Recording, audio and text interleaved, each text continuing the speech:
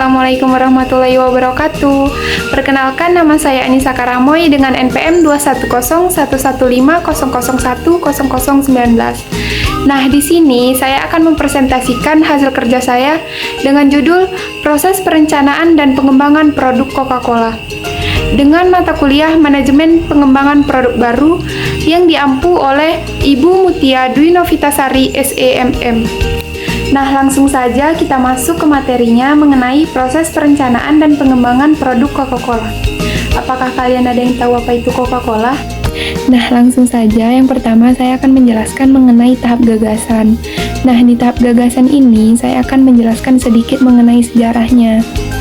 Coca-Cola pertama kali ditemukan di Atlanta, Georgia, Amerika Serikat pada tanggal 8 Mei tahun 1886 oleh seorang ahli farmasi yaitu John Steve Pemberton. Awalnya Pemberton ini meracik sebuah sirup yang tujuan awalnya dipakai untuk mengobati penyakit tertentu. Pemberton membuat racikan ini lantaran dirinya mengalami luka tembak saat menjadi prajurit dalam Perang Saudara US. Dirinya lalu membuat sirup dengan ekstrak anggur dan daun coca yang selanjutnya ia sebut dengan Pemberton's French Wine Coca. Minuman racikan ini kemudian diedarkan di Atlanta pada tahun 1886 untuk mengatasi sakit kepala, kecanduan morfin, membantu pemulihan mental, serta sebagai obat penguat saraf. Tahun 1886 ketika munculnya larangan alkohol di Atlanta, Pemberton kemudian mulai mengembangkan Coca-Cola sebagai minuman bersoda. Dengan racikan baru, tambahan air karbonasi, dan bahan-bahan lainnya, akhirnya terciptalah Coca-Cola minuman menyegarkan yang jadi favorit dunia hingga saat ini. Frank M. Robinson yang merupakan kawan dari Pemberton menyarankan untuk mematenkan nama Coca-Cola. Iklan pertama produk Coca-Cola pada waktu itu muncul di surat kabar The Atlanta Journal. Di tahun pertama, Coca-Cola rata-rata hanya terjual 9 gelas per hari. Inilah yang menjadikan Pemberton tidak pernah mendapatkan keuntungan dari kerja kerasnya, bahkan sampai dirinya meninggal dunia. Nah, selanjutnya di tahap konsep. Setelah Pemberton meninggal dunia, resep Coca-Cola kemudian dijual kepada Asa Candler, orang yang kemudian mendirikan The Coca-Cola Company pada tahun 1892 di Atlanta, Georgia, Amerika Serikat. Di tangan Asa Candler inilah Coca-Cola mulai mendunia. Hanya dalam 3 tahun setelah berpindah tangan, Coca-Cola berhasil menembus pasar dunia dan membangun pabrik-pabrik produksinya di berbagai negara, termasuk Indonesia. Pada saat itu masih India dan Belanda. Tepatnya pada tahun 1927 hingga saat ini perusahaan Coca-Cola di Indonesia sudah berganti nama beberapa kali. Selanjutnya tahap pengembangan produk. Nah, berikut berbagai desain kemasan dan botol Coca-Cola dari waktu ke waktu. Nah, ini gambar pertama bisa kita lihat, ini adalah desain kemasan produk dari Coca-Cola yang dibuat pada tahun 1899, di mana botol ini berbentuk bening dengan tutup karet. Untuk menutup dan membuka terdapat kawat yang tersambung dalam karet itu. Nah, ini pada gambar kedua bisa kita lihat, desainnya sangat berbeda dengan desain yang pertama ya. Desain yang ini dibuat pada tahun 1906, botol Coca-Cola berubah menjadi botol dengan warna coklat dan dengan label merek yang tercetak besar, dan label yang dicetak menonjol pada bagian bawah botolnya. Nah, ini sangat berbeda dengan desain produk yang pertama. Selanjutnya ini ada desain produk yang ketiga. Nah, ini juga sangat berbeda dengan desain produk yang pertama dan kedua. Nah, desain produk ini dibuat pada tahun 1915, botol Coca-Cola kembali berubah menjadi bening seperti pada tahun awal munculnya. Nah, ini sama seperti pada tahun yang pertama ya. Tapi yang membedakan botolnya mengembang pada bagian pinggang botolnya.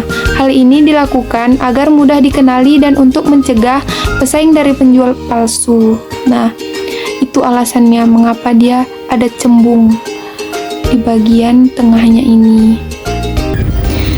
Nah, ini dapat kita lihat pada gambar yang keempat. Nah, desain ini dibuat pada tahun 1993, di mana botol Coca-Cola beralih ke botol plastik PET untuk meminimalkan dampak lingkungan. Tapi saat ini, plastik sangat mengerikan bagi lingkungan. Nah, ini dia bentuk desainnya. Nah, selanjutnya kita lihat pada gambar yang kelima. Nah, desain ini dibuat pada tahun 1960, di mana Coca-Cola pertama kali diperkenalkan ke publik dengan menampilkan garis besar botol Coca-Cola sehingga pelanggan tidak bingung. Selain itu, ini adalah kaleng Coca-Cola pertama yang jika dilihat hampir mirip dengan yang sekarang. Nah, ini dia bentuk desain Coca-Cola pada tahun 1966. Mirip memang ya dengan desain yang sekarang yang berbentuk kaleng. Nah, ini bisa kita lihat pada gambar yang keenam. Nah, desain ini dibuat pada tahun 2005. Kemasan Coca-Cola kembali diperbarui dengan mengumumkan botol 5M, di mana saat itu perusahaan bekerja sama dengan 5 perusahaan desain yang berbeda untuk membuat botol aluminium edisi terbatas. Nah, ini dia bentuk desain dari gabungan 5 perusahaan yang bekerja sama.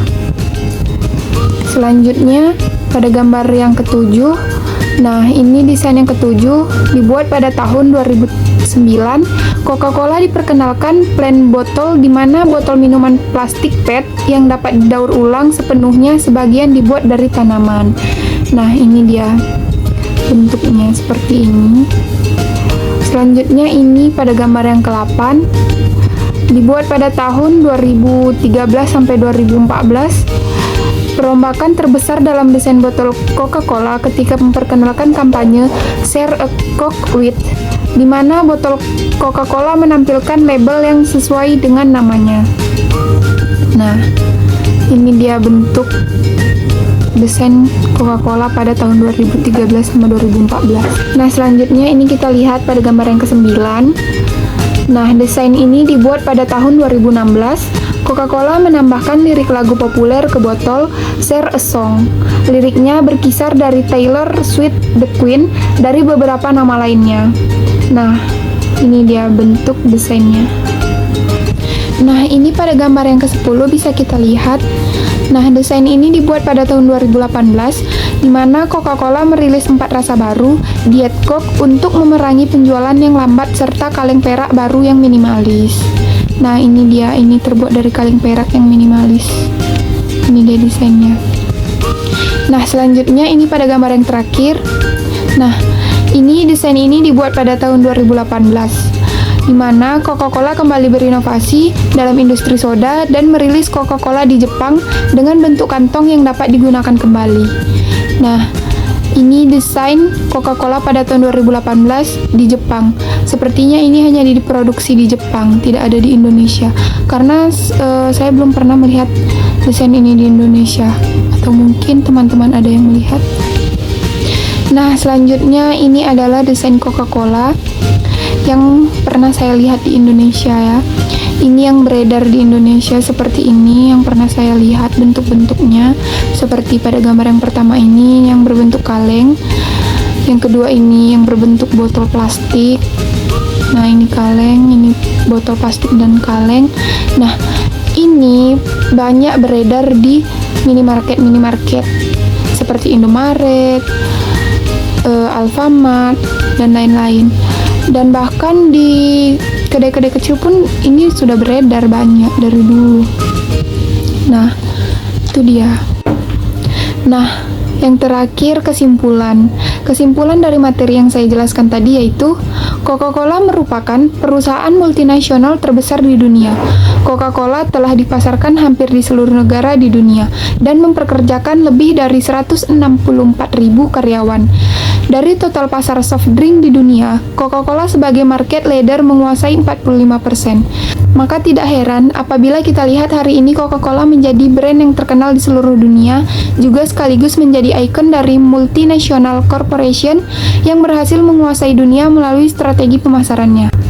Di Indonesia, PT Coca-Cola Amatil Indonesia juga berhasil menjadi produsen minuman terbesar di Indonesia, karena lebih dari 10 merek minuman yang dipasarkan merupakan minuman yang diproduksi oleh Coca-Cola Amatil Indonesia. Coca-Cola Amatil Indonesia berhasil memperkerjakan karyawan lebih dari 10.000 orang karyawan.